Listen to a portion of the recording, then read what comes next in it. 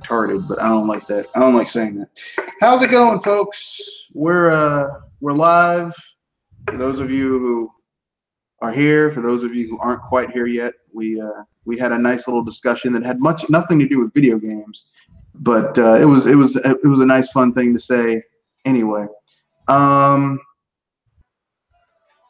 So before we go any further, I guess we should talk about the non-elephant in the room, which is just talking about giving our introduction. So, and I'm going to try something a little bit different this time. Let's pimp out what we want to pimp out first. So at the end, all we have to do is give our sign-offs. So give your introduction, what you want to pimp out first, and then we'll... Personally, I don't got anything. If anything, I do advise people that do watch us to check out some facts, to check out some news of the weekend, maybe some interesting sub-series, like hearing about Saturday and when that's Friday quotes. Yeah, that's it. All right, Pinky. This is Pinky Don from Video Game Facts, and it's a pretty slow news this week. Yeah, but they've only got, other than the main topic, but I do have a couple of news articles that's worth discussing. Yeah, but I mean, we have a topic from last week that it's like a zombie. It just won't die. It's on rising from the dead. You know, it's like that. It's like Austin Powers, the opening of Austin Powers 2, where like he's back in his time and he's having a party, and like there's this lady who's lady assassin that tries to kill him, and like no, like not like the, he goes out the window. Those and bots. he's taking all these guns. He's like, why? No, Austin Powers 3. Why won't you die? Die! That's basically, this is the topic that you die.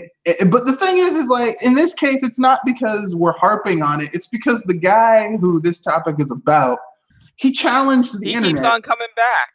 Well, no, he challenged the internet to find cases of where he had plagiarized other people's work. Yeah, and the thing that this guy didn't seem to realize is that when someone lies, cheats, plagiarizes, does illicit deeds like that, like I mean, even if you want to take it to the most extreme example, generally speaking, like let's say you're talking about child molester, right? Or a rapist. A little much, but yeah. Well, I'm using the most extreme human behavior. A child molester or a rapist, right? Even if you only see, well, he only did that to 12 or 13 people. That's bad.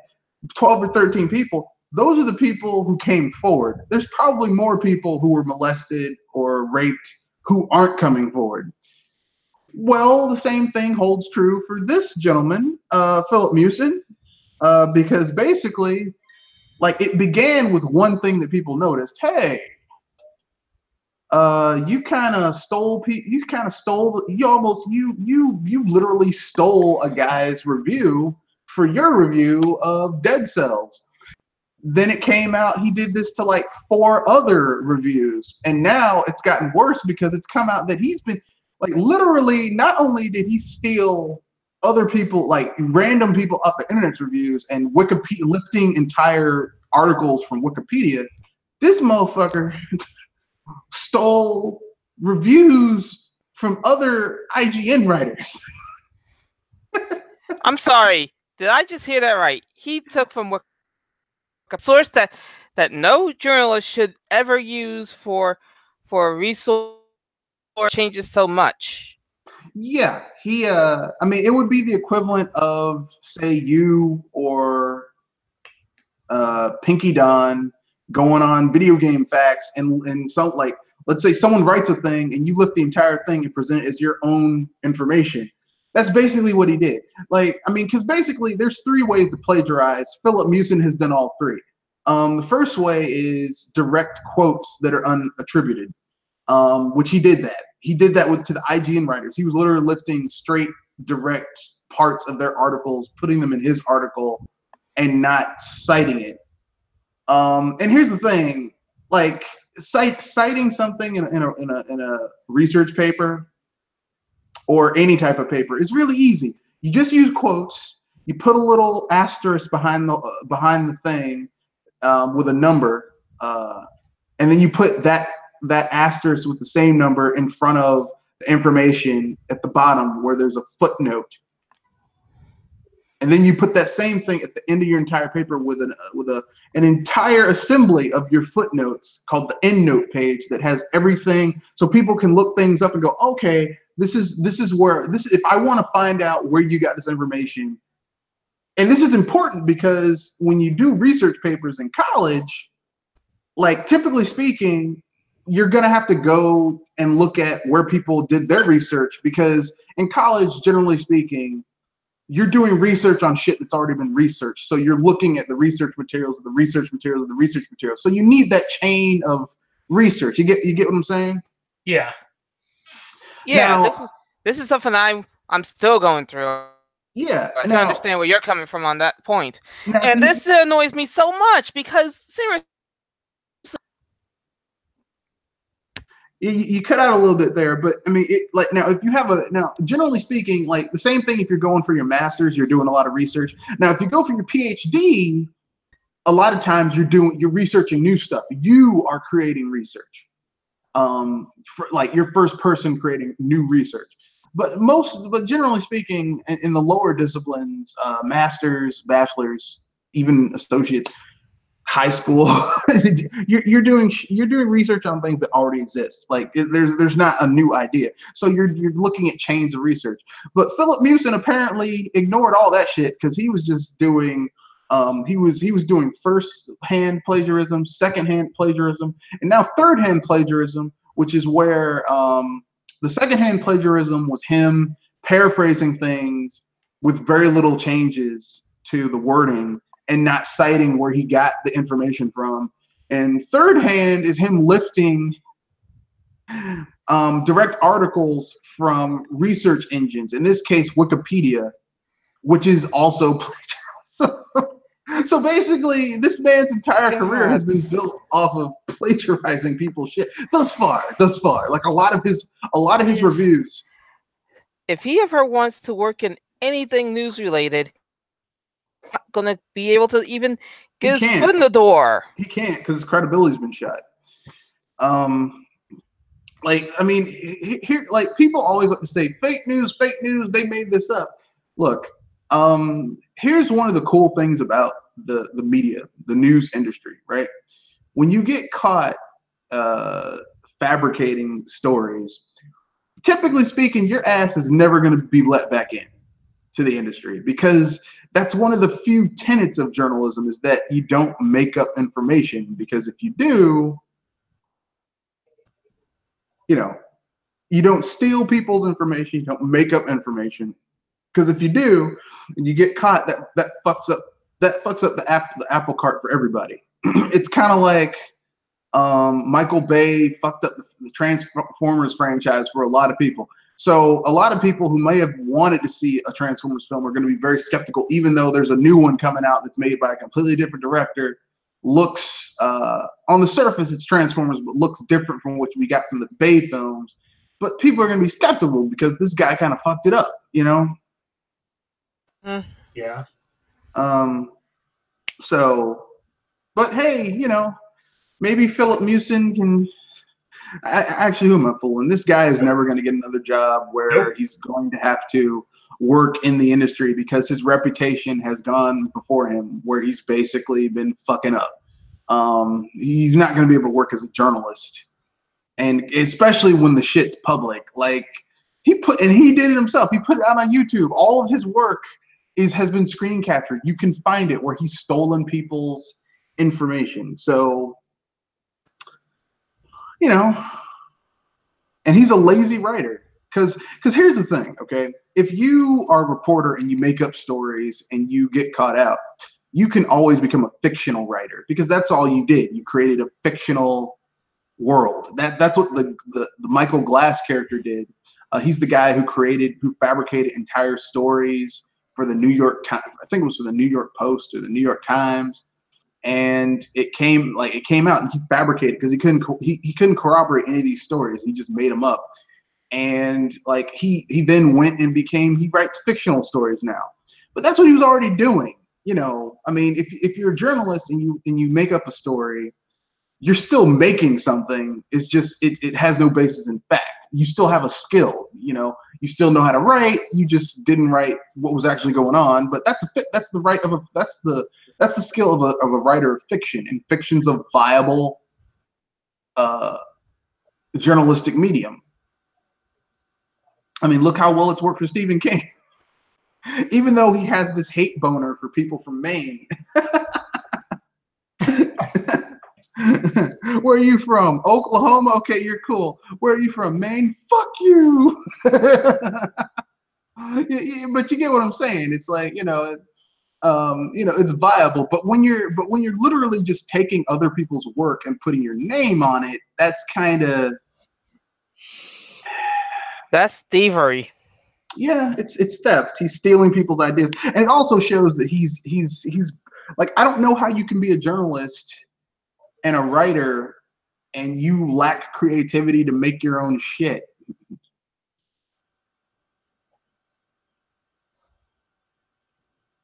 Like, I don't get that. Like he was lifting other people's ideas for his reviews, but a review is like the easiest thing, because all you do is tell what you think about something. That's it. You're like, he could have came out there and said, look, I mean, like, literally, like, IGN's reviews are not that long. They're like 5 paragraphs. I think I was going to say, they at least take about 5 minutes. No, I'm saying in terms of the like written length, because their articles are basically the same length as a 5-paragraph essay. A 5-paragraph essay, even if you're talking longer paragraphs, with standard formats, because I know formats are different. When I was in college, it was double spaced. I know some people do single space, but if you're doing double spaced, a 5-paragraph essay is 2.5 pages. I mean, this motherfucker couldn't write 2.5 pages for a review? Really? I could have pages if need be. And video game reviews is not the only thing he's been plagiarizing. He's also plagiarizing fake leaks. Yeah, probably. Yeah. I mean, I'm gonna get a little raw here, but I've wiped my ass with 2.5 pages worth of toilet paper. I was about to say, you use Game Informer for TP, don't you? In certain, well, I'm just saying, like here's the thing: we've all had to write papers. We've all had to write 5-paragraph essays, because that's a standard format for writing papers. I still got to. Yeah, it's a standard format. A 5, like, literally, if you have to, you could pump out a 5-paragraph essay in 30 minutes. I'm not saying proofreading or corrections or rewrites. I'm just saying the base 5-paragraph essay. Your teacher's like, you don't need to proofread it. I just need a basic 5-paragraph essay on this topic. You can knock that shit out in really 20 minutes, really. 15, 20 minutes, really. But if you're like one of those, well, I've got to think about what my topic's gonna be. 30 minutes. This motherfucker couldn't do that. I'm like, damn, man, you suck. I don't know what credentials but apparently, I mean, you don't need to have real credentials to work at IGN. You just need to be a white guy named Philip Munoz. I was gonna say, call him Mucus. Yeah, but then again, I mean, like, here's what I'll say. I don't know what happened with IGN, but they got tough on a lot of people. Like when Colin Moriarty and that other guy, Greg, whatever his name is, when they got caught taking money under the table to pump up PlayStation reviews for games, they fired their asses. When this guy got caught plagiarizing, they fired his ass. Like, literally, that dude, it got discovered the same day the shit got discovered. He was fired before half the day had gone. That is, I mean, I'll give it to IGN.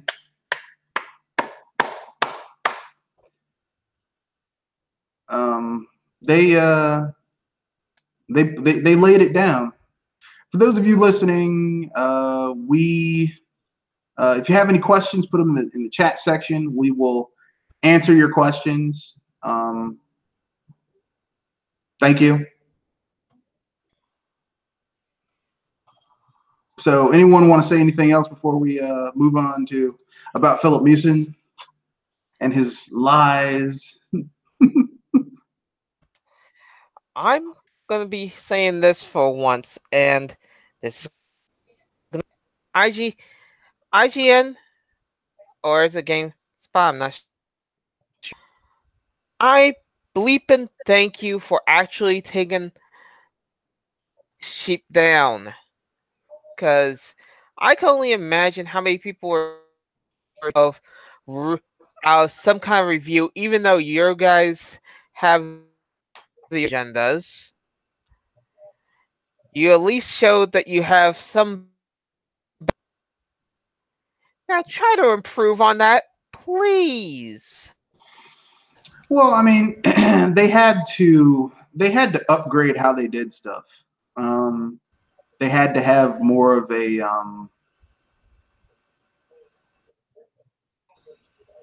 they had to be tougher on shit, and I'm not gonna get mad with it, you know. And let this be a lesson to all you people who want to be journalists one day. Try not to be like that guy. Yeah, I mean, look, if you want to look, I mean, like Philip Mewson's the worst type of journalist who fucked up, because, like, if you're writing for the newspaper and you're making stuff up, you're writing fiction for something that should be reporting, which is nonfiction, right? But that's still a skill. You can take that skill and become a fictional writer and make money. But this dude was just straight up lifting shit and passing it his own. He's a plagiarist, which is the greatest sin in writing. Yeah. Truthful. Yeah, that's the greatest sin in fiction, which is that's the greatest sin in is plagiarizing someone's work as your own. It's not like Hollywood, where Hollywood's constantly remaking someone else's stuff. Like, I mean, one of my favorite film trilogies, the Man with No Name trilogy, is basically lifted from Akira Kurosawa's Yojimbo duology.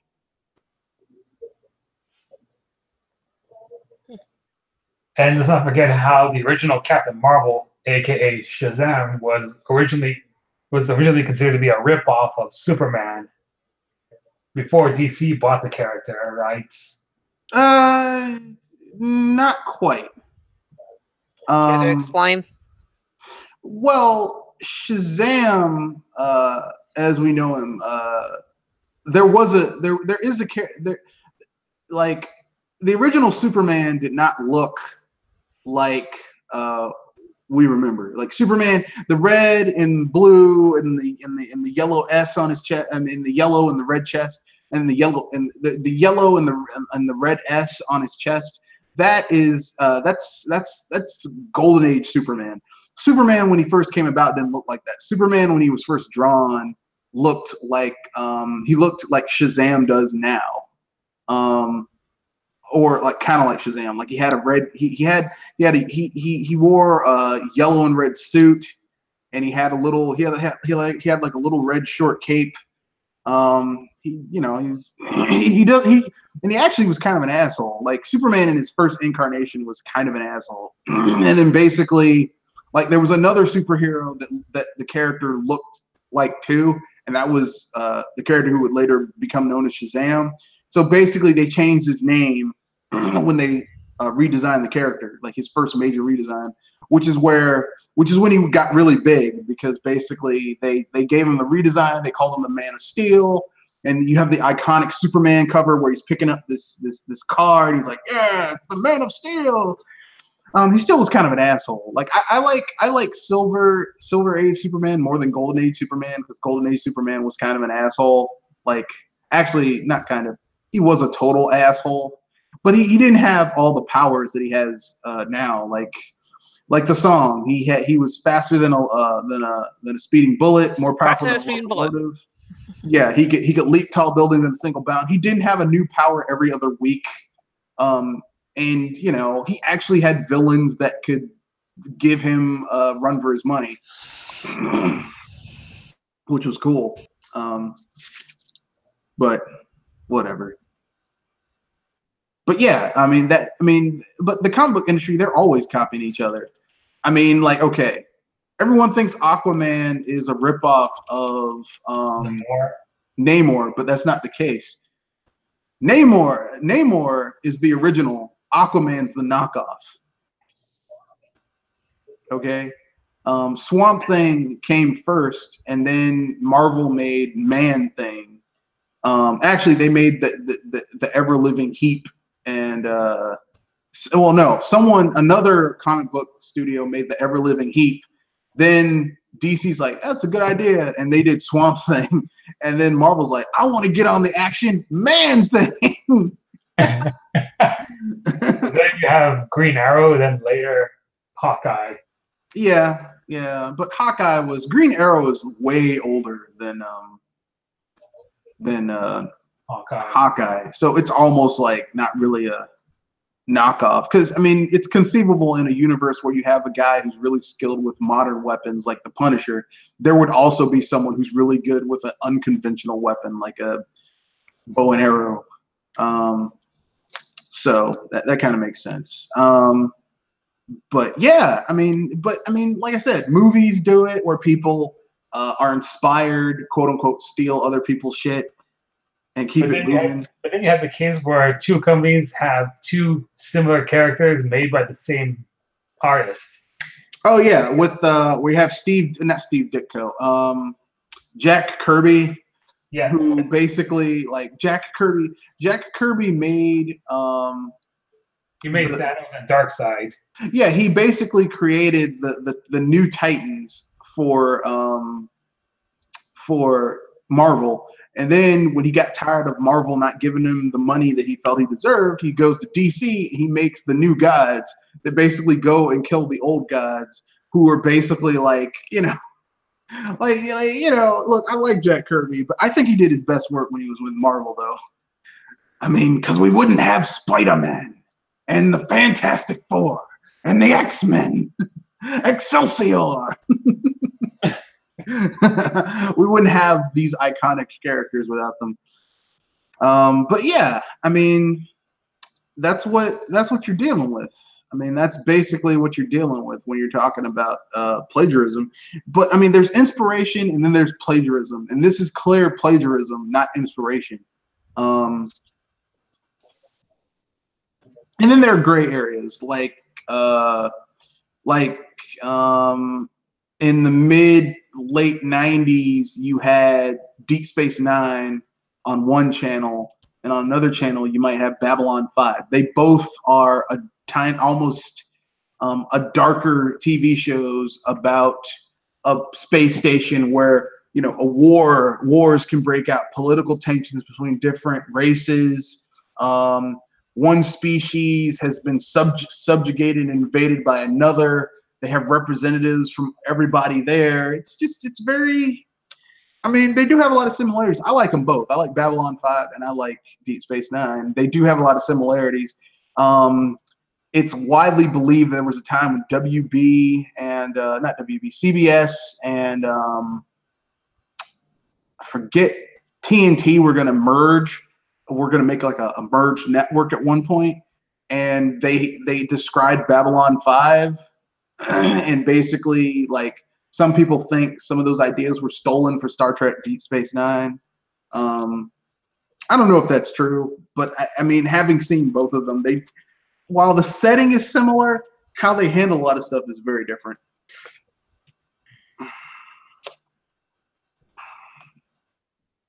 So, but I guess we can get to the butt toy article. Oh boy. Which I just shared. So basically,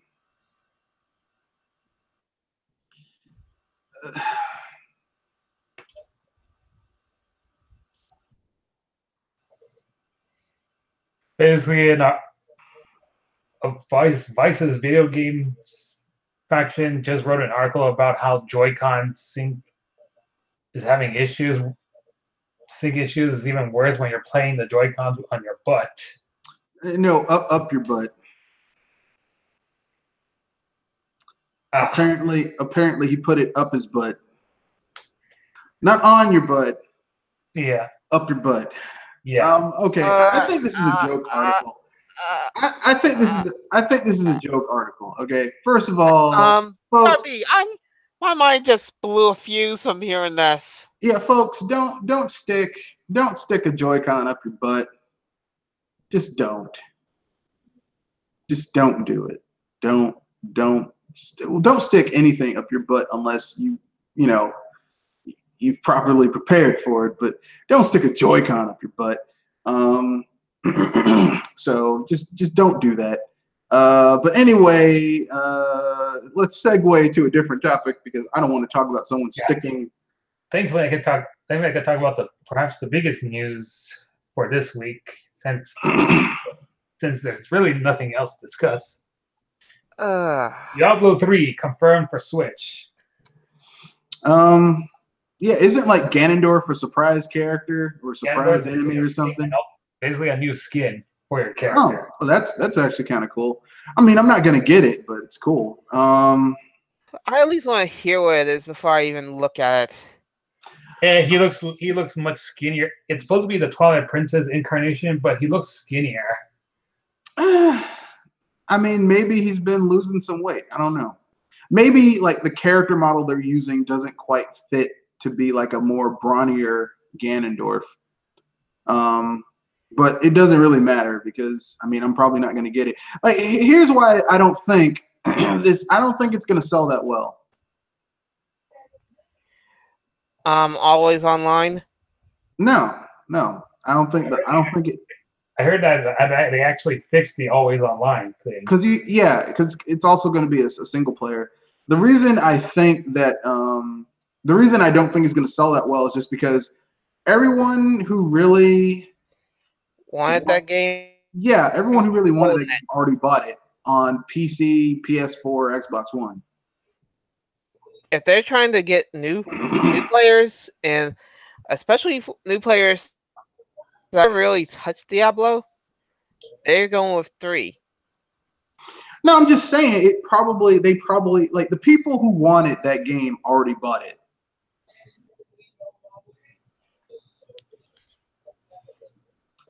Like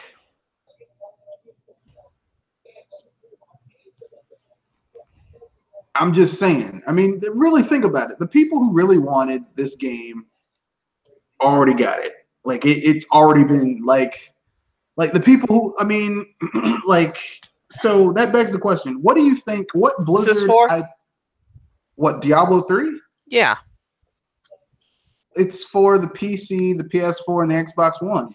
I was saying, who is it for? As in, which them with putting the Diablo 3 on the Switch? I don't know. I mean, I would say fans of Diablo, but the people that I know who are fans of Diablo 2 and the first Diablo game, they don't really like 3. So, I mean, if you're one of the people who grew up playing Diablo and Diablo 2, then Diablo 3 probably isn't going to scratch that itch for you because it doesn't play as well as those games. So much so that the guy who made that game and taunted people were like, why isn't this game like Diablo 2? They fired his ass at Blizzard after he made the statement because Diablo 3 had problems at launch. How many should I? How many what? How many problems should I even ask? Even I know this much. Well, the gameplay wasn't like I mean, here's the thing, okay? You can't expect a game made in the mid 90s to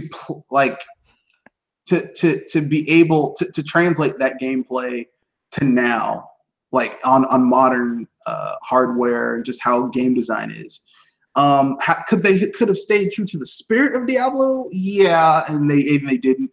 And then they basically kind of broke the metagame because they introduced the auction house where people could you could get your hands on really powerful equipment that would help lower level characters get ahead early on in the game.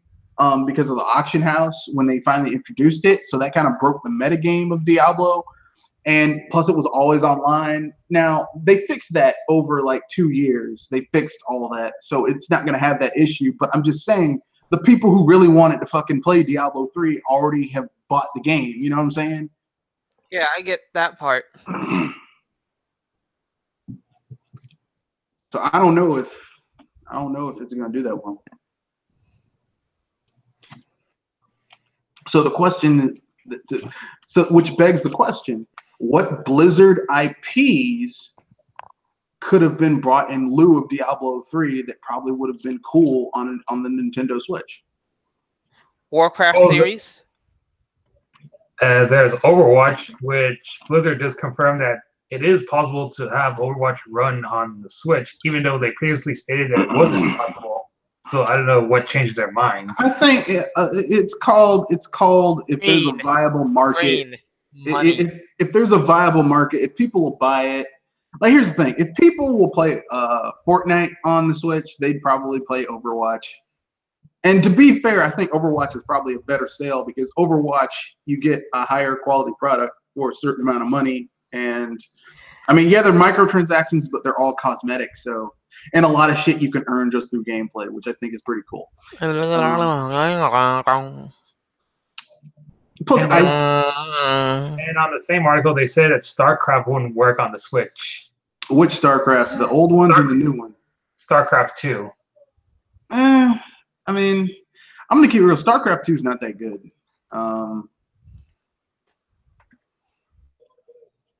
Because it's broken into 3 games.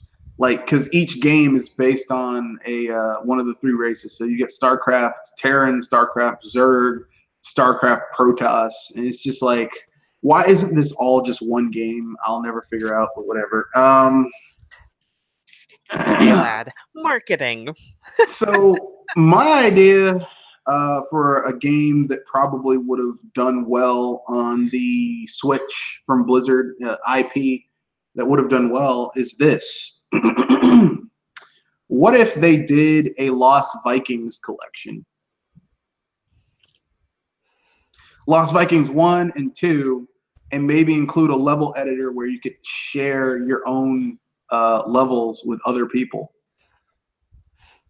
That would be interesting. And Blizzard made Lost Vikings.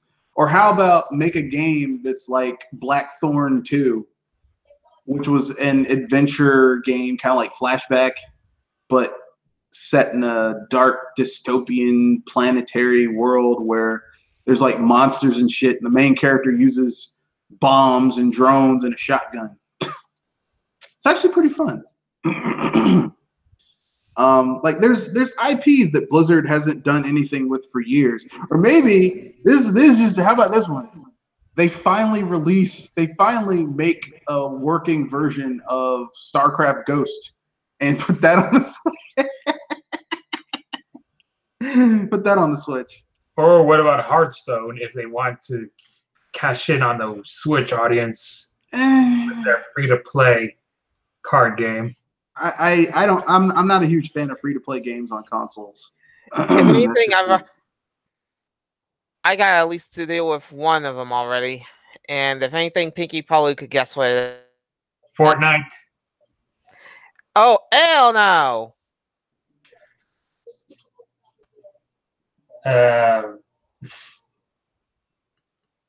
Trying to think what other free-to-play game was also available on the Switch. It's now on the tablets too, by the way. So that might help.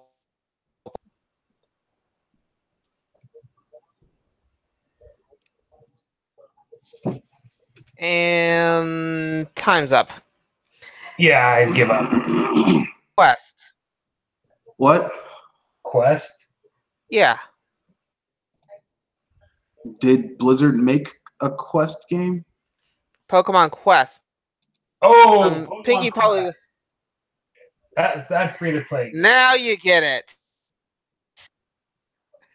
I was thinking of a third-party free-to-play game. Yeah, I was thinking third party, but I mean,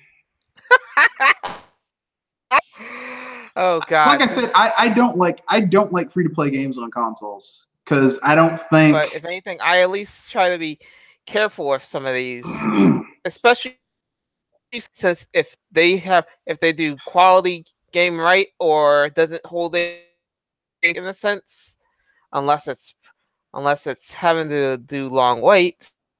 No, I Then understand what you're saying. I'm just saying I personally don't. Like for me, like in my head when I think of a video game, I think that like on a console, I think that on consoles, like the only free to play games that should be on a console is if you're doing a demo. Demos should be free to play because they're giving you a sample of the. yeah, they're getting a sample of the game. I don't think that I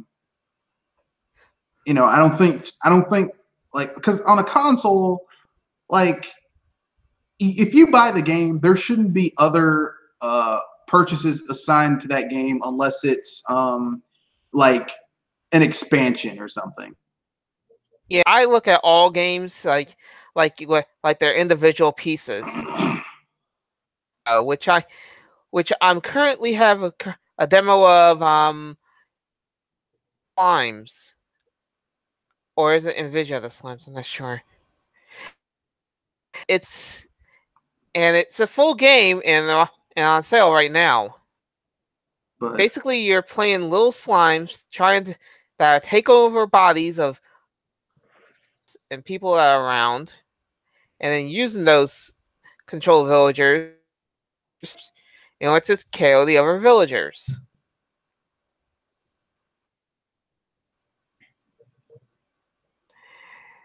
Anybody getting with me here?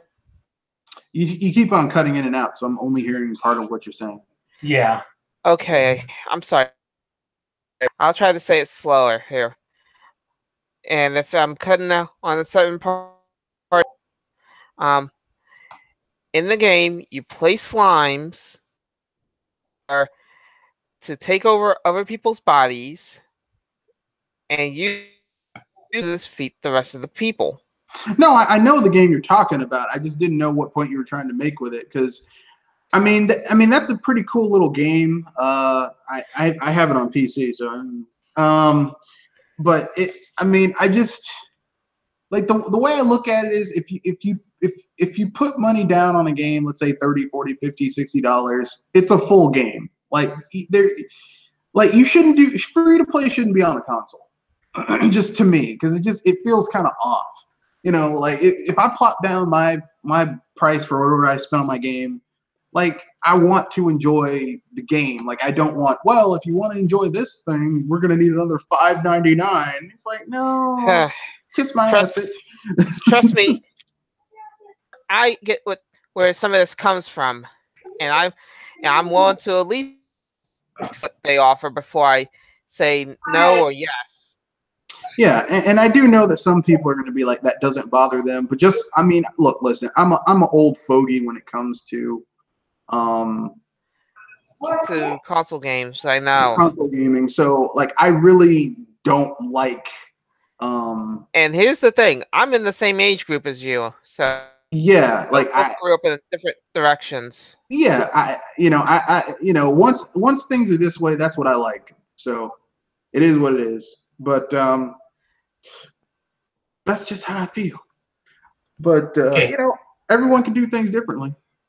Okay, so continuing on the Blizzard talk, Blizzard also mentioned that if they could choose which character which of their characters they want in Smash, they pick Diablo himself. That seems stupid. I'm not sure what moves. I mean, I would rather have one of the Overwatch characters or one of the Lost, or hell, you could do all three of the Lost Vikings, like Pokemon trainer style. That would be interesting because you'd have Eric, who's really fast and can charge people. You'd have Baliog, who has a sword, and depending on which version, you get sword and a crossbow, or a lightsaber and a bionic arm, and Olaf, who's really fat and farts and has a shield.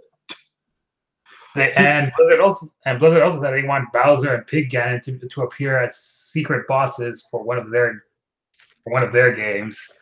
Now, see, that'd be kind of cool.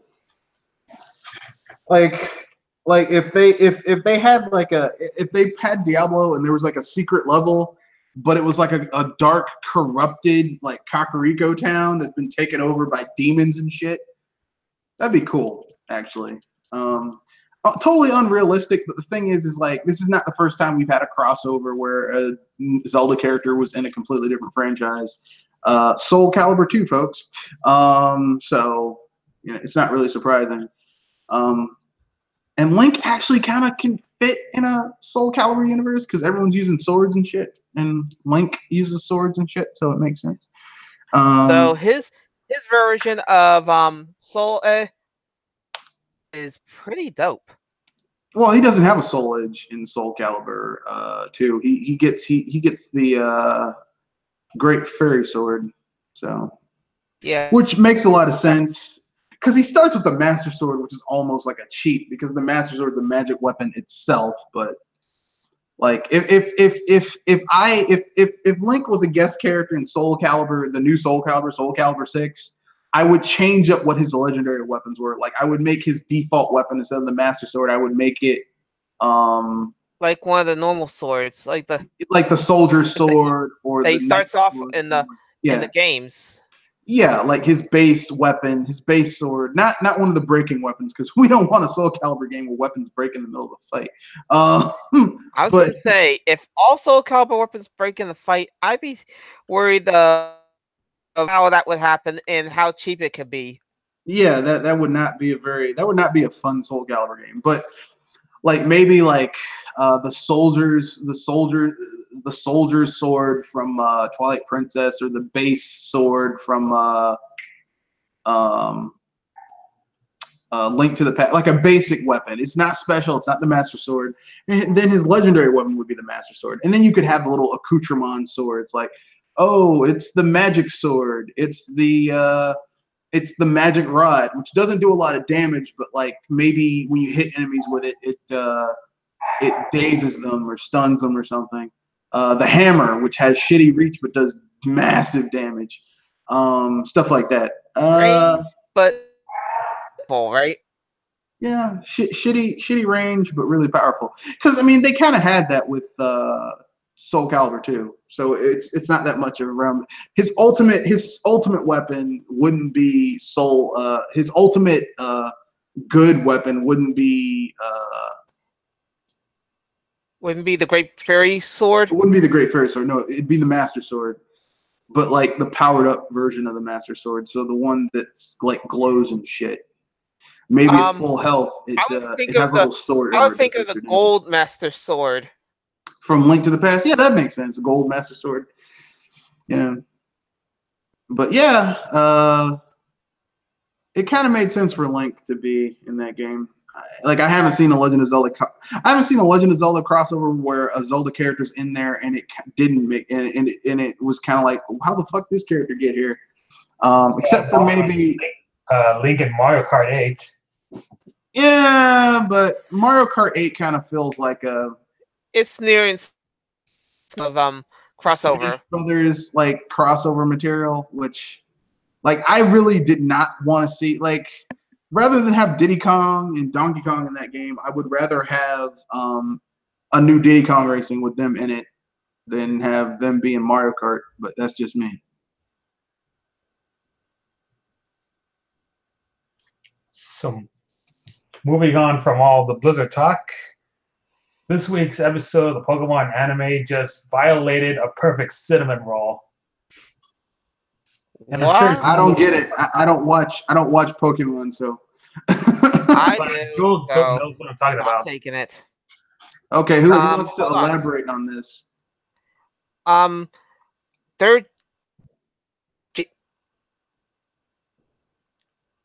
trying to guess what happened. I posted an article about it at the Pokemon Discus group. Something tells me I'm going to be curious and take a peek. And Let's me see here. Mm.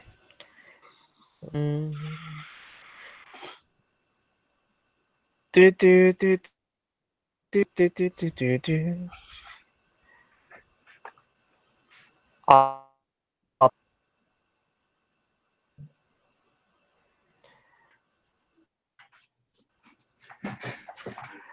um. Okay.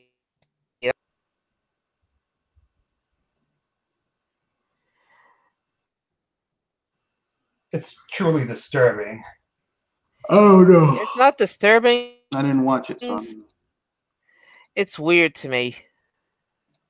But there's already edits of it there's already edits of it, replacing it with a much dirtier version. So Weister says every character in Soul Calibur 2 has a Soul Edge version of their weapon, even Link.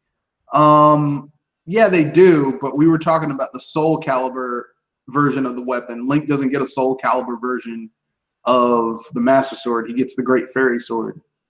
That's what we were talking about, not the Soul Edge weapon, which is basically the corrupted version of that weapon. Every character does get a corrupted version of their primary weapon that's like a Soul Edge version of that weapon. I never said that. I said that it's the Soul Calibur weapon. It's the Soul Calibur version, like Nightmare. Siegfried gets the male Soul Calibur, which is basically the really badass looking bastard sword. That's like the male Soul Calibur. That's actually the face of the game. Even though, like, if you follow the canon of Soul Calibur, Xianghua gets the true Soul Calibur. But I like Siegfried's version of the Soul Calibur. That's like this badass Buster Sword thing, but he wields it like someone should wield a Buster Sword, and not like that bastard Cloud Strife from Final Fantasy VII. But what happened on the anime, which I did not watch? Because Okay, it's Lily that he was talking about, and I don't get it. Yeah, it doesn't matter because I didn't watch it because I don't watch Pokemon anymore. Basically, a lot of Pokemon fans are consider this as the most sexually suggestive image of her in the anime, which is why you do realize all of these characters are like 12, right? I was about to say they're under legal age limit, and they study. Oh God, boo! Except for Jesse and James, they're apparently in their 20s. In their 20s, which really, I mean, if you're Jesse and James, it's like, man, fuck all this trying to get that shitty Pikachu. She's hot. I'm young. Meowth, watch out. We're renting a hotel room. Let's roll. And of course, I used an old Joseph reaction image for it, which I also used to pedal to another news, how his voice actor, who also voices Heihachi after the death of his previous one, just recently passed away. Yeah, I heard he had like throat cancer, which is kind of like, ouch. That sucks. I mean, you notice a lot of voice actors get cancer of the throat because they're constantly using their throat in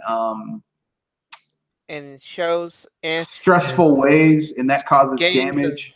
And if you're constantly damaging a part of your body, it can have abnormalities that grow in a negative way, and that can cause cancer. So, I mean, I feel sorry for the guy, but so is life. C'est la vie. Yeah. So if you're voicing a character who's supposed to have a deep growling voice. If you don't naturally have a deep growling voice and you have to modulate your voice to do that. But I mean, there's a documentary on Netflix, you might be able to find on YouTube now that talks about voice actors. Those people get fucked over. A lot of them they're not part of the union. They're not actors. Like only recently have they gotten a voice actors union. I mean, that's just here in America. I don't know what it would be like in Japan, where they really fuck over people who work in that industry. So I mean, I don't know. You know. Yeah, I mean, I know that Brawley's voice actor had throat problems for voicing him. Yeah. Permanently damaged. Yeah, it could be. I don't know. I mean, like I said, there's a reason that like like if you're gonna be a voice actor, just get somebody who's not messing up their voice that much. Which I have to give it to the US. By and large, most of the iconic voice actors we have in the US kind of like they aren't changing their voice that much to sound like that character. Like Mel Blanc actually kind of sounded like he sounded like Bugs Bunny. Believe it or not. He just kind of made his voice a little bit higher pitched, but he didn't sound all that different. And then you have Keith David, who just has a wonderful voice any goddamn way. And he wasn't changing his voice for anything. I am Goliath. Or Jonathan Frakes. I am Xanatos. Yeah, well, you didn't change your voice at all. I didn't. I'm Jonathan Frakes. Or my favorite voice actor, my favorite black voice actor of all time, Uncle Phil,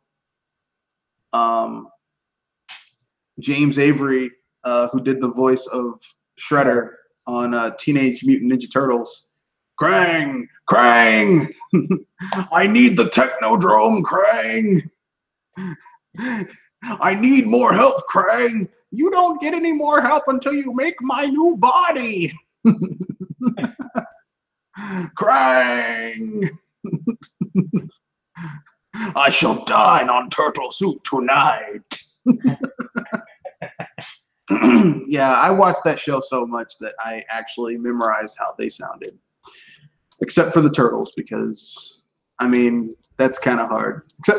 Except for Michelangelo, because he was easy.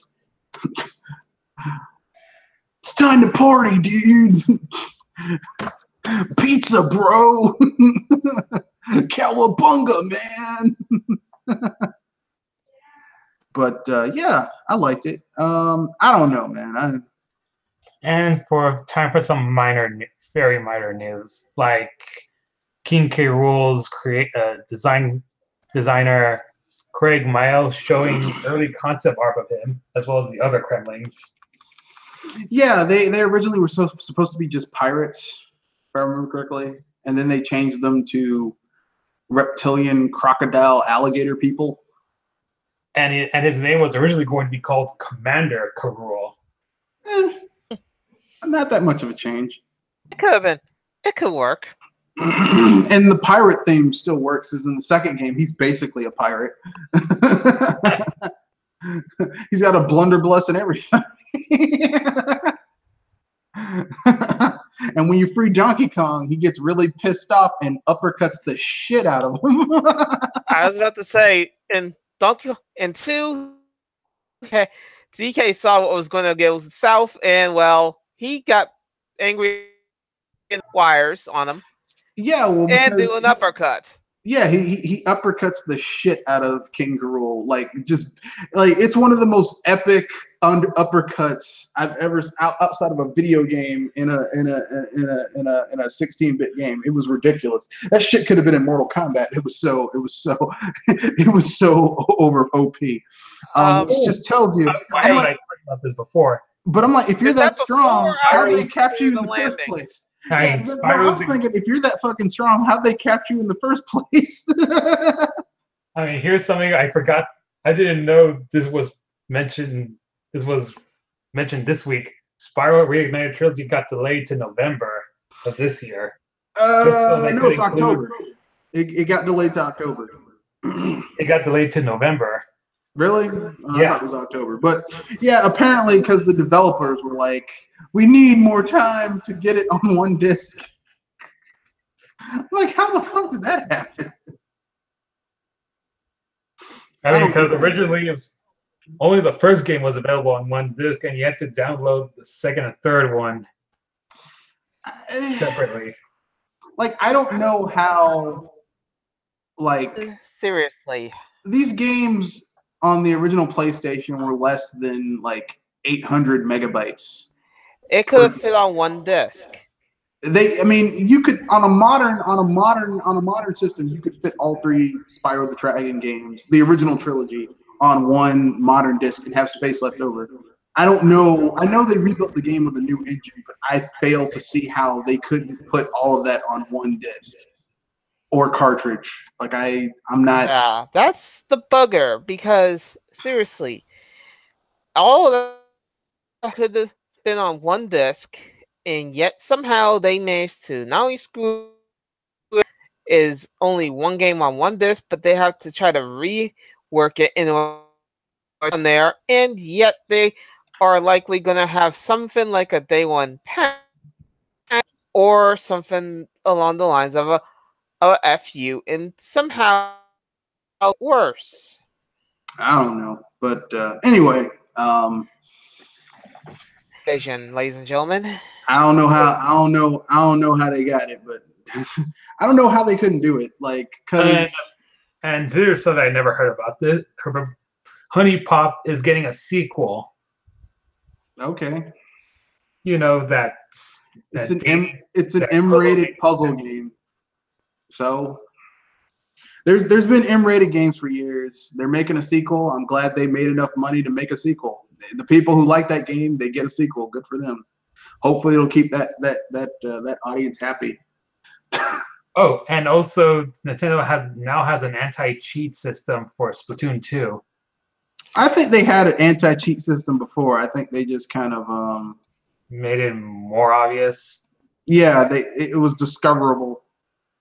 I was gonna say, if any of those try to save their tails, I can imagine how much this. I mean, I'm not exactly angry about it. I'm just like if people want to watch stuff like that, God bless them. You know, I mean, who am I to judge someone's wants and desires? You know, if it makes them happy, let them have fun. That's the way I look at it. Are you team fork or team spoon? Pearl did some with her wording. I gotta go spoon. I'm going for team fork since it's much more. It has more usage than spoons in general. I mean, seriously, applesauce cereal with forks. Yeah, but spooning is a lot more fun than forking.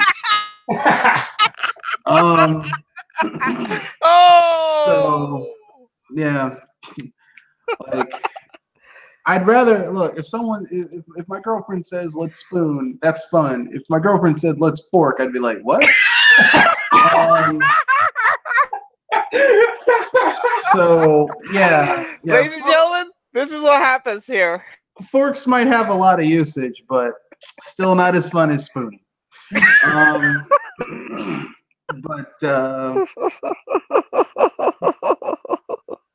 But yeah, basically what I'm saying is, I mean, I don't really care. I'm probably not going to play in the Splatfest, so it doesn't matter. It doesn't matter. It does not matter at all.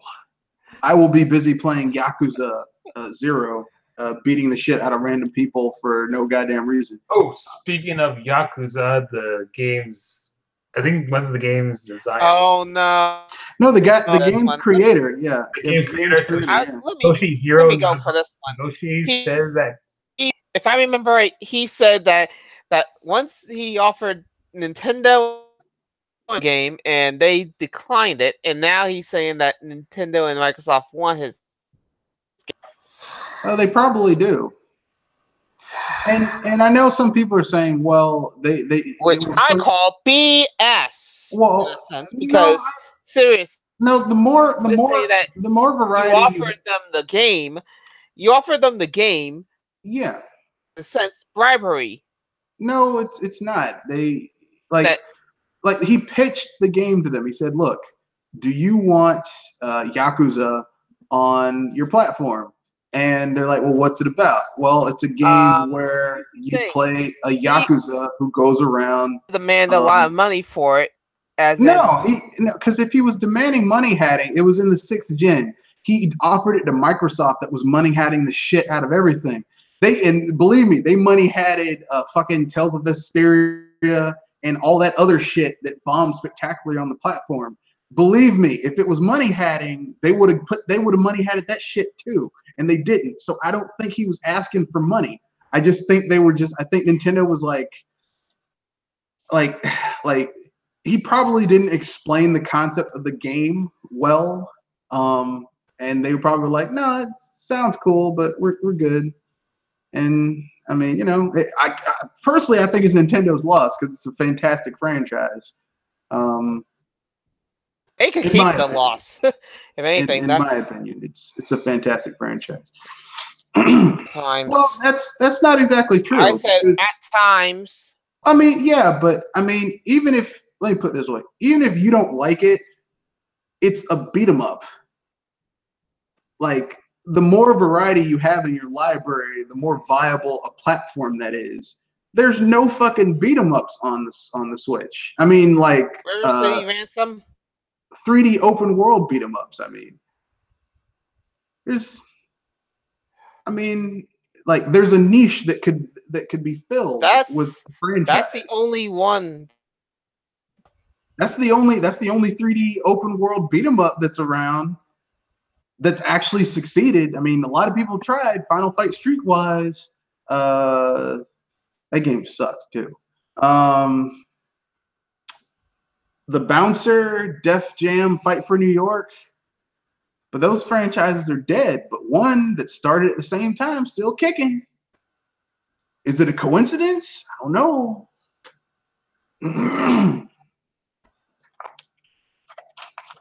I mean, I don't think there was a money hat going on.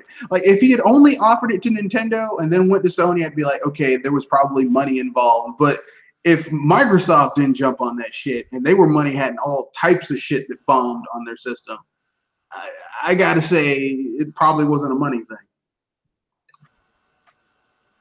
Yeah, it was definitely both Nintendo and Microsoft rejecting the offer. Yeah, and they were just like I don't think a game about a Yakuza going through life is a viable franchise. Like, I don't think that would really work. Now, the joke's on them because it's actually a good game. I mean, Oh, no. You're not getting that one so easy. If it's trying to simulate life, as in the boring parts of it, and not the big action part, probably why it's not looking that viable for them in the first place. Well, Yakuza, at least understand the marketing. Well, Yakuza, I mean, I've said this before. Yakuza is essentially Shenmue done right. It doesn't have the overbloated budget. It does have the life simulation portions, but it's not like dumbass life simulation. Like, hey, let me drive this forklift. It's like, okay, Yakuza, I got to kill 15 minutes. Let me go to this arcade and play Clue Land or play Outrun or Super Hang-On or something like that. Or, let me play this. Let me go over here and play darts. Let me go over to this Korean barbecue and eat some food. Let me go to this bar and drink some Santori 18-year whiskey. And while I'm drunk, some Yakuza are going to roll up on me and say, hey, you bumped into me. Give me 50,000 yen. And they're going to get their asses beat down in the process. And that's where it's kind of, it's a stylized life simulator, but not like boring life simulator like Shenmue. It's a better version of Shenmue, basically. I think that's how come Nintendo might have went off. I mean, it might have reminded them of that. I think he may have not pitched it well, but I'm not saying that, oh my God, they did, because I mean, here's the thing. There's genres that should be on the Switch that aren't there. There should be more first-person shooters. Like, the Wii U and the Wii were built for first-person shooters. They didn't get nearly as many as they should have. And I mean, the Switch. I mean, there's genres that should be there. The more genres you have on a platform, the better it is. Like, shit. I bet those people that stuck with the Xbox One wish the shit had Yakuza on it. Shit, something to play that's different and not dude bro. Dragon, you have something to add? You mean good on a business side of it, or good on, I guess, the gamer life side of it? If you're talking about Yakuza or whatever it was, well, I mean, like more variety. yeah, we were talking about that because Jewel basically feels that like money hat situation, whereas Mr. Red Fox, you think it's more of a typical business situation. Well, the only reason I don't think it was a money hat situation is just because they went to Nintendo and Microsoft, and like with Microsoft, the 6th gen and Microsoft is money hat all types of shit in the 6th gen. So I don't think it was a money hat situation. I just think they were just like, it sounds interesting, but no, thank you. Just, you know. Just, you know, it wasn't to be. I mean, because Yakuza is a budget franchise. It's not like, okay, let me put it this way. You're not going to money hat a Yakuza game. Like, no one's going to do that. Not even Sony money hats Yakuza. They built a market there. No. Because Yakuza is a budget game. Like, the Yakuza games, when brand new in Japan, came out for like the equivalent of $30. When games on the PlayStation new at the time were coming out for $50. So it's a budget title. It's not like it's not a AAA. It's not a AAA franchise. You don't money hat AAA franchises. Sorry, you don't money hat franchises that aren't AAA. Right. Right. So I mean that the argument that like they were asking for money for Yakuza doesn't make sense. Because Yakuza is not a AAA franchise. It's like someone saying, I paid $50 for a Big Mac. No one in their right mind would pay $50 for a Big Mac. When you can get one for $2.50. It seems like one of those microtransaction traps that I feared. There's no microtransactions in Yakuza. It sounds like. It's one of the best games for DLC because when you like, because I've been playing Yakuza for years. The 1st, the 2nd, the 3rd, the 4th, the 5th. Like you play Yakuza 1, right? You beat the game. If you have Yakuza 2 data on your memory card, you unlock all this free shit just from playing the first one. And in subsequent games on the PS3, like you start the game and as soon as you get past the tutorial area, you get all this free shit just for buying the game. It's really nice. It's like, hey, you bought the game, thanks. Here's all this free shit to help you get to a head start at the beginning of the game. Thanks for buying my game. We're not trying to fuck you over. But Dragon, anything to add? I guess from looking at each of the installments, I guess, like, is it a clone? I guess, or each installment's clone, or is there like enough differences? They use the same base game, but they add extra shit. Like Yakuza 1's like I haven't played Kiwami because it came to the PS4 and I don't own a PS4. Kiwami is also being ported over to the PC, so I'll talk about that later. But apparently it uses the same engine as Yakuza 0, which is the Dragon engine, which is the new engine they created after using the same engine for like 5 games. So, and look, I played those 5 games. I know about that same engine. But basically each time, it's kind of like, you know how Nintendo will use the same engine but refine it almost every time? Yeah. That's what they do with Yakuza. Like it used the same engine throughout multiple iterations, but each iteration had more shit, or they added stuff. Like in the first game, you're stuck in Kamurocho, which is the red light district of Tokyo. It's based on the red light district of Tokyo. And then in the second game, you go to Kamurocho and another part of the place in Sotenbori, which is in Osaka.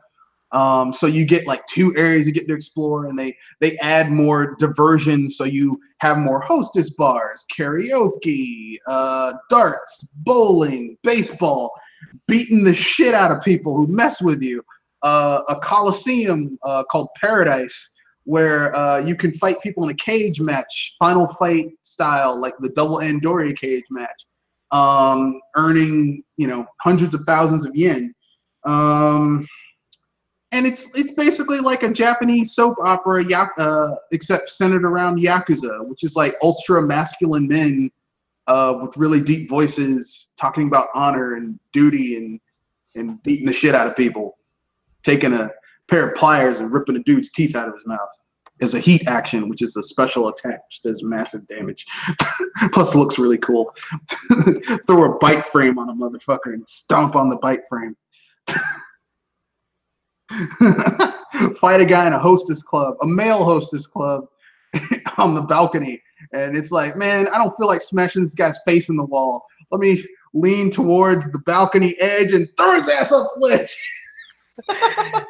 That's Like Heihachi. But it's not a fighting game. Well, it's a beat 'em up, so it's not as ridiculous as Tekken or Dead or Alive.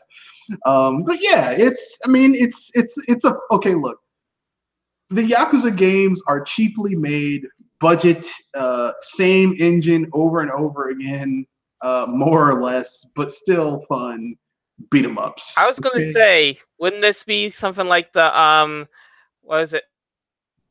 Games? What games? The Three Kingdoms games?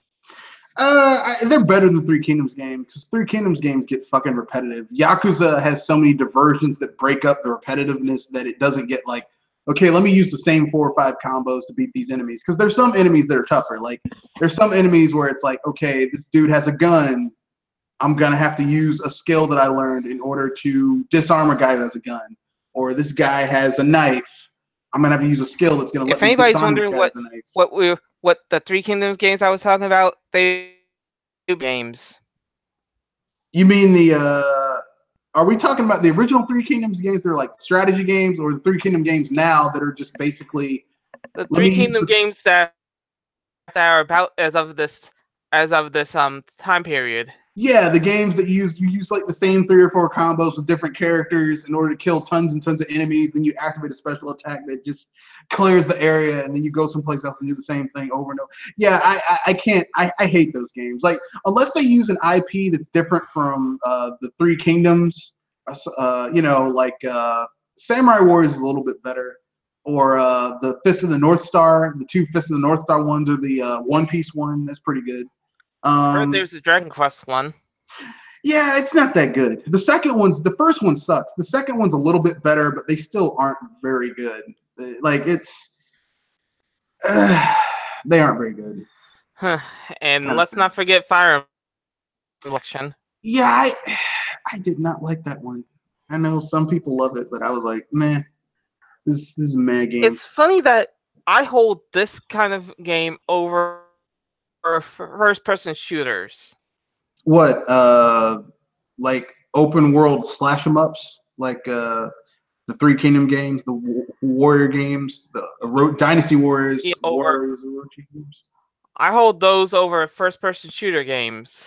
Well, I mean, first-person shooters for me is like drinking a beer. I don't normally drink beer, but every once in a while, like if I go to a baseball game or a football game or a Hooters or like someplace where I'm having burgers and hot wings or something like that, I just every once in a while, like once every year or so, I want a nice cold beer. You know, ladies and gentlemen, drink responsibly. Yeah, but I mean, most people aren't going to get drunk. I was saying that, Warren, before we go on. Most people aren't going to get drunk off of a beer unless you're like 7. And if you're 7, you shouldn't be drinking beer in the first place. But I was going to say, for people, at least take 3. Yeah, but basically, I mean, every once in a while, you just want to drink a beer. Like every once in a while, I want to play a good first-person shooter. That isn't a Dubro fest. So for me, like that might be Shadow. What's the name of that game? I have it in my Steam library. Not Shadow Warrior. Okay. Yeah. Shadow Warrior is basically Shadow Warrior. I have the remix, but the original was basically built using the Duke Nukem engine, except like Duke Nukem is a parody of the white, ultra masculine action hero of the 80s. Lo Wang is the Asian parody of the Asian superhero, like kung fu superhero, except he uses lots of guns and a katana of the 1970s. I thought that we were talking about the Duke Nukem Forever. That's off of what modern shooters are right now. Well, I mean, Duke Nukem is a parody, but kind of Serious Sam kind of took that over. Even though I think I'm one of the people who thinks Duke Nukem needs to come back. I mean, anyone have any opinions about that? Like, I mean, like now more than ever, we need the Duke Nukem to come back. Let's see. That depends if Gearbox doesn't screw it up, or if they send the Duke Nukem rights to a more competent developer. Well, I mean, like I don't care who develops it. I'm just saying we need like now with gaming the way it is, we need the return of the parody character. Like I think you could totally do a Duke Nukem game now where it's a parody of modern gaming tropes.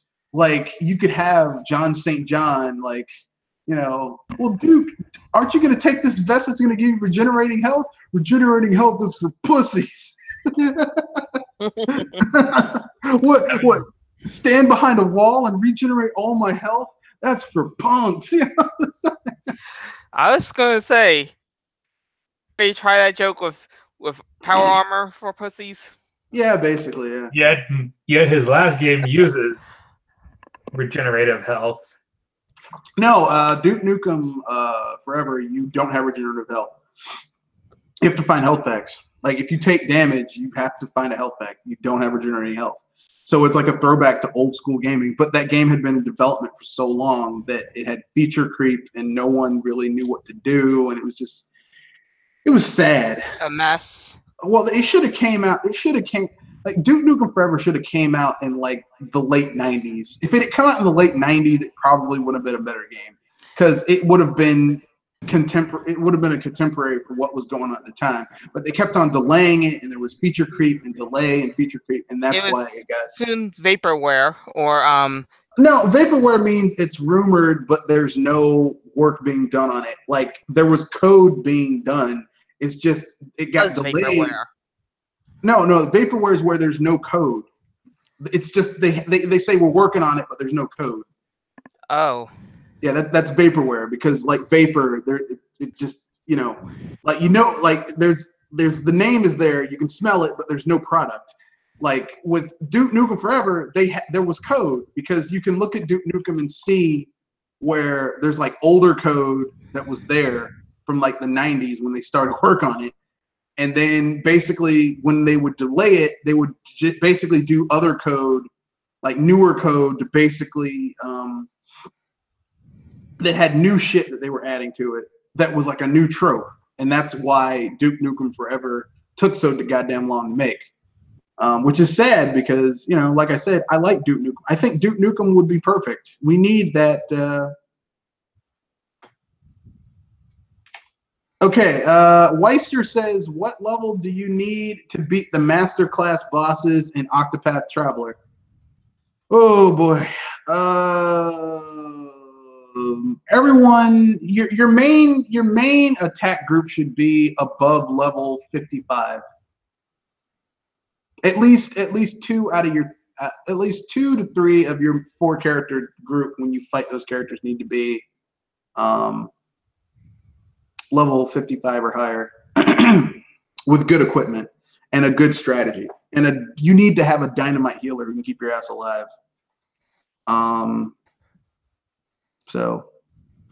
But damn it, we were talking about Yakuza.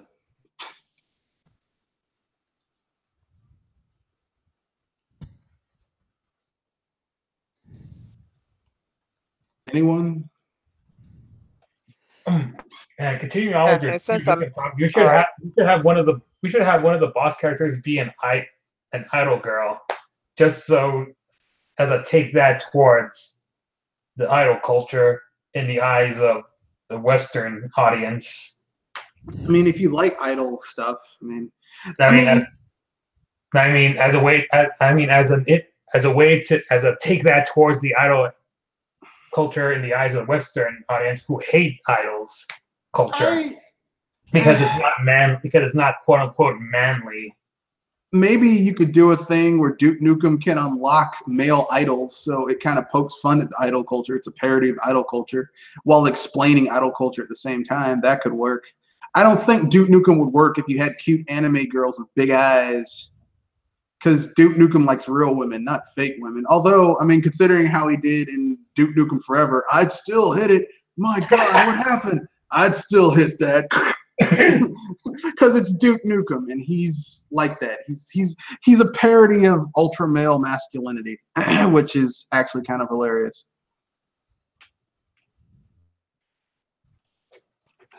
I'd still hit it. Just like, I mean, Lo Wang's basically the same character, though. Yeah. But what about the Brothos team, or whatever it was called?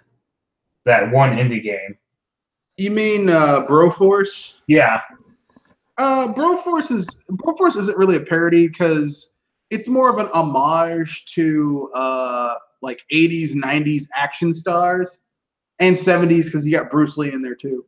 And it's like, you know, like you recognize the characters you're gonna unlock because they have like RoboCop, Snake Plissken, Rowdy Roddy Piper. Like you have Jean-Claude Van Damme like twice because it's got like Time Cop and like another version of Jean-Claude Van Damme. You've got like Arnold Schwarzenegger and Sylvester Stallone like 4 or 5 times because they were in so many action movies. It's like an homage to action movies, which is kind of cool, but it's not really like. You've also got Ellen Ripley as a bro, which is kind of weird because bro would imply a dude, but she's got muscles on top of her muscles, and there's additional areas that open up in the game where you have to fight like aliens. They don't call them aliens, but basically they're aliens. So, but maybe they should get the people who made Broforce to make an aliens game because they actually get it right in Broforce. Because if you shoot aliens, they have acid blood and they destroy the environment. Their acid blood melts through the panels, which can cause you to fall like to your death if you kill them in the wrong area. And when they swarm you, you're like, shit, fuck, no. I swear you were swearing up and down that something killed you out of nowhere, didn't it? Well, no. You can see them. You can see them coming. It's just you're like, if I kill them, they're going to have acid blood, and if it hits you, you die. Like if you don't have health, you go down. Like it's one shot, and you die. The way you have lives in the game in Broforce is you rescue other bros, and that's how you get more lives. So basically, like let's say or you start. You have. Yeah, so if one person takes a hit, they're done. Like if you have John McClane, bro, who's basically, you know, Die Hard guy, and he goes down, he's like, the bro you rescued, let's say it's Terminator bro, which is like Arnold Schwarzenegger's T2, you know, T1000, or sorry, T100. So I mean, Broforce is fun. I have the game on Steam, so it's a nice little game, but it's not that much of an homage to. Okay, Weister has another question. Which third-party games do you see would make sense with Nintendo-related content? Whew, boy. Who wants to tackle that one? You're not getting me on that one. Sorry. Well, repeat the question. Here's Weister's question. Which third-party games do you see would make sense with Nintendo-related content? Let's see. Like kind of like how back in the day we had Soul Calibur 2 that had Link. Like it made sense that Link could be a crossover character because he uses a sword and he's got shield and he's a swordsman, so it kind of would fit that he could possibly have a crossover in that universe. Yeah. Let's see. Let me think of someone. Oh, I just realized I just have one, but I'd say it would be excuse for this one. What would be? What's the game? I hate when that happens. Monster Hunter, and I'm going Yoshi for trying to get a monster. That'd be cool. And excuse me, I got a call coming in. Okay. But how would that work? I mean, Yoshi is a cartoon dinosaur, and the monster. Well, here's my caveat. What if they use the Yoshi from the Super Mario Brothers movie? Because that Yoshi looked more realistic and nothing like Yoshi. Okay. Do you have a suggestion, Dragon? Was about to say Devil May Cry, possibly with Bayonetta, but I don't know how that would work. I mean, that could work. I mean, Bayonetta goes into different worlds all the time because she goes to the angel world, she goes to the underworld, to hell, the umbral realm. So that could work. I don't think you can technically. I don't think she's technically a Nintendo character since she's still owned by Sega. Yeah, but Nintendo paid for 2 of the games to get made, so I mean, like, I think Nintendo should put a ring on that shit and buy that character just so that they could piss off Sony fans, just to rub their face in it. We want Bayonetta. Yeah, fuck you, bitch. She's ours now. Fly me to the moon. Actually, I hate the version of Fly Me. Did I hear Wi-Fi heard? I hate that version of Fly Me to the Moon. I like the original jazz version. Well, I mean, it's a nice cover, but I prefer there's a Frank Sinatra version, there's a Dean Martin version, and there's a Tony Bennett version. I like those versions. Fly me to the moon. Let me play amongst the stars. Let me see what spring is like on Jupiter and Mars. In other words, hold my hand. Yeah, that's the song. That's the version I'm talking about. The original. Yeah, the original jazz standard is what I like. I like sometimes like Japanese will do covers of stuff, and it's like the person who's singing this clearly does not know English. Because I mean, I'm telling you something. If you want to see something funny, get some Japanese people who can't speak English trying to karaoke an English song. It is the funniest shit. Like, you're sitting there trying not to laugh your ass off because they're fucking up that song. That song is getting fucked up. Like, normally when someone fucks up a song, I'm getting mad. But when I went to Japan and you're listening to karaoke and they're fucking up a Japanese song, an American song, I'm laughing my ass off. I'm like, you're killing this song, man. This song is dead. You killed it. It's dead. You killed it. and don't let it be like a popular song like the Girl Is Mine or Beat It or Thriller. Oh man, they fucking murder a song. Look, it is some funny shit. It's like, man, you took that song out back, killed it, raped the corpse, lit it on fire, and burned it. Then peed on the ashes. That song is done. And have the nerve. Yeah, I'm doing karaoke. Man, you killed that song. Just stop. Stop. It's dead. You killed it. Stop killing that song, man. But yeah, it's I mean, I like it. I mean, it depends on what you like. But anyone else? Like Dragon Sword says Devil May Cry. I could see Devil May Cry and Bayonetta in a crossover though. That'd be kind of cool, actually. I haven't tried my turn yet, so. Go, Pinky. Oh, I'm thinking Mega Man and Pokemon. in its own separate canon, at least. Which version of Mega Man would it be? Rock or X? The old school Rock Band, where you have Mega Man having Eevee as his partner, where every Robot Master has its own Pokemon partner based on their theme and abilities. So Gutsman would be like a Machop or Machoke or Machamp. Cutman would be like a Pinscher.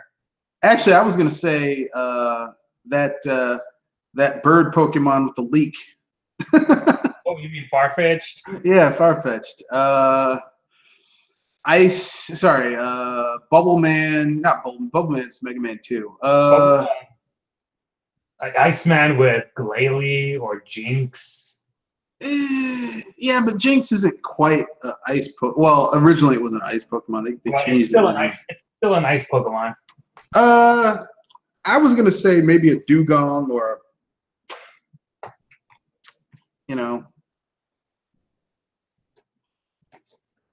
maybe that Ice Vulpix from Gen 7. Also Splash Woman with Primarina. Oh, that actually is a pretty cool idea. That works. Yeah. And Sheepman with Ampharos. Yeah. It's going to put you to sleep. Anyone else? I mean, you can do multiple ones because we got a little bit before we wrap things up a little bit. Right. And then there's the typical Metroid and Halo crossover idea. Damn, you took mine. That's what I wanted to do. I'm like, it'll probably never happen but if Microsoft ever goes third party, that would be the perfect crossover. Metroid and Halo in the same universe.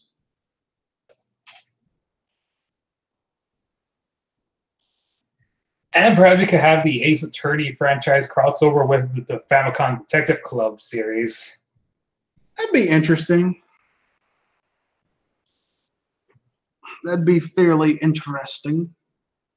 I got a crossover for it. It's not a Nintendo crossover, but I just thought it'd be cool.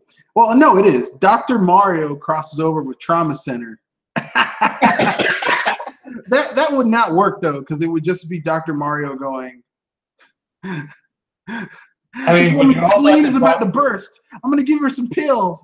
Man, her spleen's going to burst. She needs surgery. Pills. And also, is it artistically possible, too, because is Dr. Mario going to be drawn in the same art style and the same anime art style for every Atlas, shown in every Atlas game?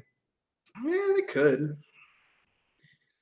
I mean, Mario can have different art styles if he's in a crossover.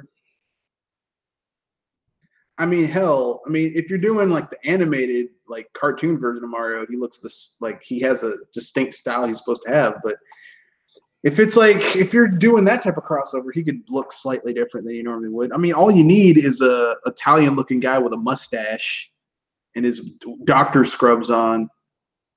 It's like, how are we gonna deal with this? Her spleen's gonna explode. We have to do surgery. More pills. More pills. I'm drawing you up for being a shitty doctor. Why do you keep on giving this woman pills? We need to do surgery immediately, sir. Pills. Dr. Mario, oh God. Or maybe he could be just the anesthetician. And so basically, like, you're in surgery and shit's about to get real, like the spleen's about to burst, and you need to like give her medicine right now. And you tap the Dr. Mario icon, and all these pills drop down to slow it down. So it's like a little wink and a nod crossover, not a like major character crossover. I mean, to be honest with you, personally, I think if you were going to do a Halo Metroid crossover, it would be cooler to have Halo crossover into the Metroid universe than have Metroid crossover in the Halo universe. Because I think Samus is way too fucking OP to be in the Halo universe. In short, you would want the Federation Force, right? Thankfully, we didn't mention Luigi's Mansion crossing over with Castlevania because that's already been done. Not really. That's a Smash Brothers thing. Smash Brothers is all crossovers. It doesn't really. But in all seriousness, I think Luigi is a little bit too silly of a the Luigi's Mansions franchise is a little too silly to be in Castlevania. Castlevania. Or House of the Dead. But if they and House of the Dead is way too, especially House of the Dead Overkill is way too M-rated. But I wouldn't say no to if they had a Ghostbusters game and did a Luigi crossover. That would actually work. Yeah. As a matter of fact, you could have Luigi and his brother. It's like the Ghostbusters have to team up with a new ghost-busting company in town in order to stop an outbreak of ghosts. Because they both have similar equipment. They're both capturing ghosts and putting them in containment units. It's just instead of Egon, he's got Professor Egad. Professor Egad. Which Egad himself is a parody of Egon. You know, in the name Egad, Egon. The Poltergust 3000. I mean, it makes it abundantly clear. You know, it's like you could even do a parody of Ghostbusters, like they did with that anime, where it's like you could have Mario and his brother, like maybe with two other idiots with him, like, hey, we gotta take on ghosts. Remember, if anyone asks if you're a god, you say yes. Are you a god? Well, not really. Then die, Ray. If anyone ever asks you if you're a god, you say yes. Yes. That's such a good movie. The sequel's good too. I mean, you know, I don't hold Ghostbusters on a pedestal, but the first two films are pretty good. And the cartoons are good too. Ghostbusters 2016.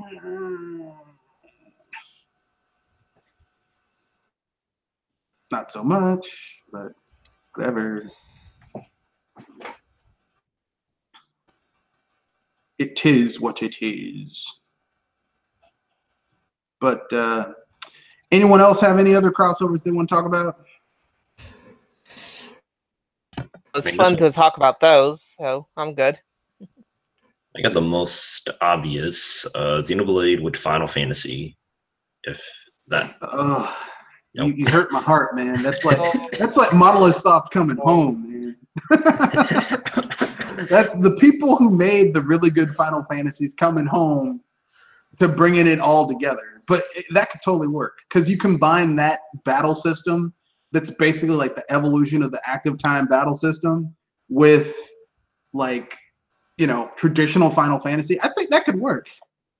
It probably would bring the Final Fantasy franchise back to an actual JRPG and not whatever the hell Final Fantasy 15 was. But, you know, it is what it is.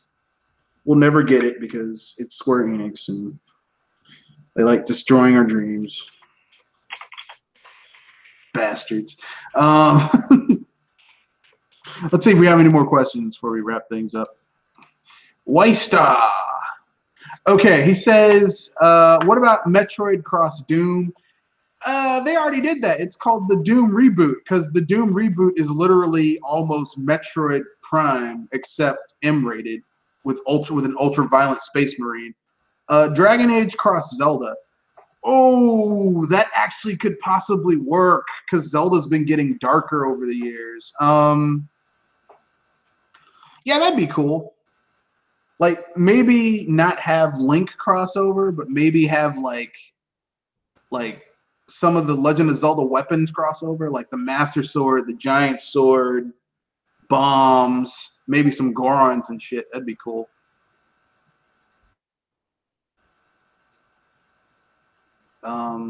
Any other questions, Weister, before we wrap things up? Questions. Milk, lemonade. Nothing? Zero Okay. here. All right, then. I guess it's time to wrap things up and call it a day. So well, we already pimped out everything earlier on. So anyone has any extra topics they want to bring up before we wrap things up? Nothing at the moment other than Gamescom's coming out next week, Tuesday, so might as well News off of that, right? might as well watch its live stream I am not watching. Look. I have an office that I work at, and I really don't have to. I have good managers, so I don't have to micromanage anyone. But if you think I'm going to sit in my office and watch that shit live on a live stream, you are insane, sir. I was going to ask for any highlights.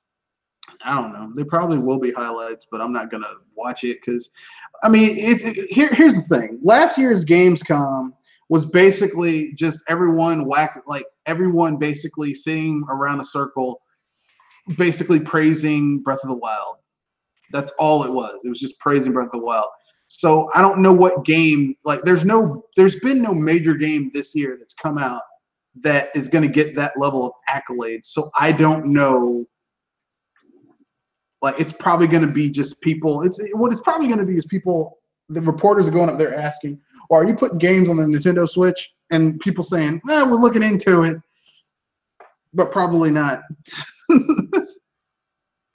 I mean, and I'm not watching it, but I wouldn't. If I was a betting man, I would bet 20 that that's probably what's going to happen. Just saying. I know some people might get angry when you say that because people get angry all the goddamn time. So anything else coming out that anyone's looking forward to? Oh, next week, the Happy Time Murders is coming out. It's basically like an R-rated puppet murder mystery. The cool thing about it is that the puppets are being made by Brian Henson, which basically means you're getting the Jim Henson Workshop working on these puppets. So if some of these puppets look like Muppets, that's because they are. And if you watch the first trailer, you're going to find out what puppet sex looks like. Thank you very much. My mind puppet money. This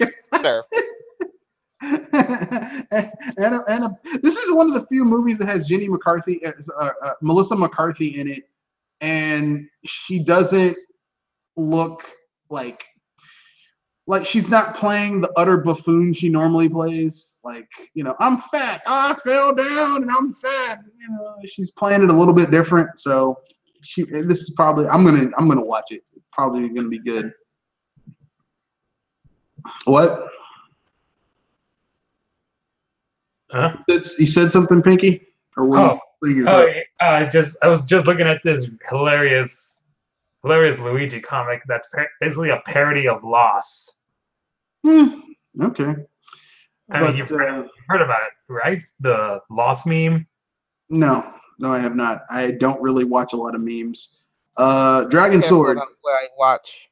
Dragon Sword, do you have anything you want to pimp out before we wrap things up?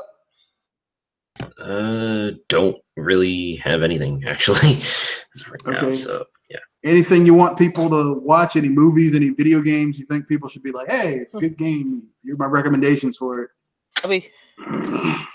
I'm checking. I'm doing game demos right now. So if I could recommend anything, I'd be careful about it. So maybe next week I could. I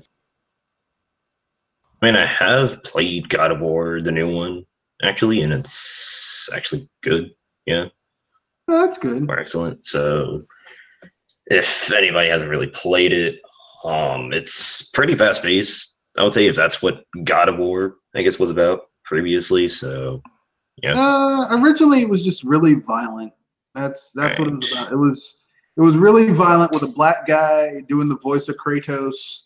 The guy, you probably don't know the TV show that the black guy was on, but he was the guy who was Kyle on Living Single, which is the show that Friends ripped off.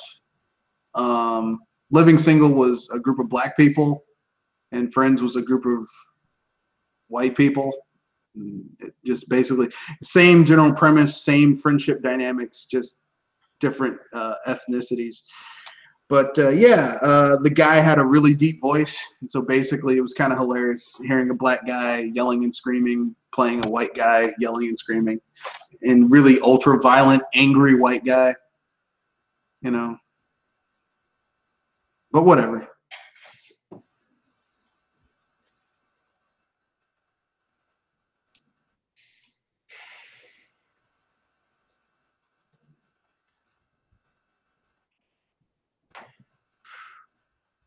Anyone else want to? Okay, fine. Then I'll pimp out a game. For those of you who care, if you have a PC, Yakuza 0 is out. Now, when I pre-ordered mine, so I got it for $15.99, but you can still get it for like $19.99, or if you go to Green Man Gaming, you might be able to get it for $17.99. It's a really good introduction to the franchise, which they have been bringing over to PC. And they, like I said, Yakuza has always been pretty much a budget series, so you get a lot of content, you get a lot of bang for your buck. So if you like playing old school style beat 'em ups with a modern sensibility, and you like violent actions like taking a bike frame and throwing it on a guy and curb stomping on the bike, or or having a fast-paced fighting style that's basically breakdance fighting, like in Zoolander. Yes, there's a guy in the game who has a fighting style that's basically breakdance fighting. There's if you like picking up a road sign and smashing it on the guy's face, head, so that he does a complete 360 in the air, knock yourself out. If you like stuff like that, this game is for you. If you like doing weird diversions, if you like old Sega arcade games like Outrun and Super Hang-On and Super Outrun, or that weird game that a lot of people love, Space Harrier, and Fantasyland. Yeah, this game's for you. It's got a lot of content, a lot of bang for your buck. So there you go. That's the end of the podcast. Thank you for joining. Remember, you can always, if you would like to be on this podcast, you can always leave. Oh shit, we have another question here. I guess we can cover that too. But let me get, Weister, you'll be the last question we do, but let me get through this thing. If anyone would ever like to be part of the podcast,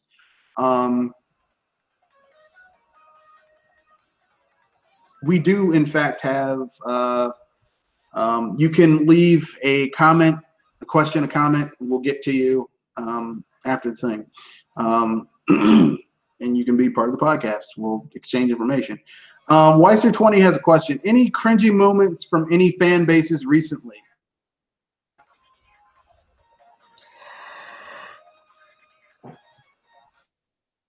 Tricky one to call, but I'm on 0 right now. Unless you count the Battlefield 5 crew that's been crying all over the place. I'm thinking. I don't know. No, not that I mean, you got the Battlefield people who are, yeah, like Joel said, who are kind of upset that their beloved franchise is basically adding cosmetic additions that aren't faithful to, like, aren't historically accurate to, you know, World War II. Like, you really didn't see women on the front line of combat, and you definitely didn't see women with a prosthetic arm and a guy with a katana, a British soldier with a katana going around slicing and dicing people. But I mean, let's keep it real. EA's full of shit, and they've always been full of shit. I mean, you can't trust quality from those people. So that's the last question. That's the end of the podcast. Thank you for joining us. We went a little bit over, like almost 30 minutes over, but what the hey? Sometimes when you're having fun, time flies. So thank you. Good night and peace. And hype responsibly.